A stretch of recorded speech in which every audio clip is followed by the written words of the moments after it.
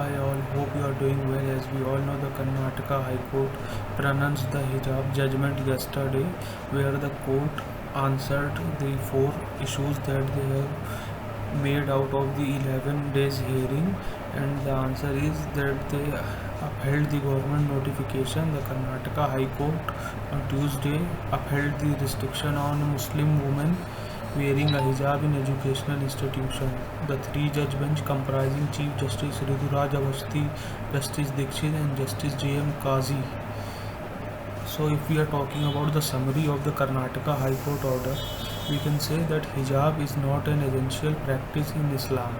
Prescribing uniform is institution's right, and there is no Quranic injunction to wear the hijab. That what the judges have offered in this judgment of hijab case. State order is not discriminatory, although they have opined that it could have been drafted better. That they have cited few judgments. This is not a executive functions in the notification banning hijab in the Karnataka High Court in the Karnataka. So there is no case against the college authorities as well, and the councils which are appeared from the respondents and the sides of these hijab girls petitioners. They thank the judges for answering and listening the court in very holistic view. But according to me, the way the petitioner, especially senior advocate Devdutt Kamath and Sanjay Hegde argued, the order could have drafted a bit better and more inclusive in nature.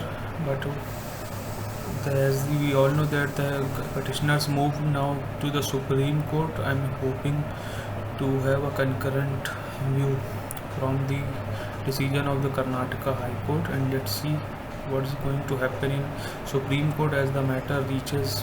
Yesterday only one of the petitioner filed an SLP in the Supreme Court to challenge the High Court judgment in this particular hijab case.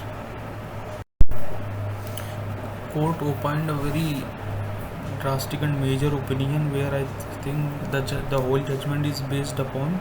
The court in its judgment in this hijab case said that the respondents are more than justified in contending that the writ petition lacked the essential averments, and that the petitioners have not loaded to the record the evidentiary material to prove their case. The material before us is extremely meager, and it is surprising that on the matter of significance, petition averment should be vague as can be. And the court also said that we have no affidavit before us sworn to by any Maulana explaining the implications of the surahs quoted by the petitioners. As I recalled, senior advocate A.M. Dar presented few surahs and Islamic verses. So the court said there is no judgment which is verified by the Maulana.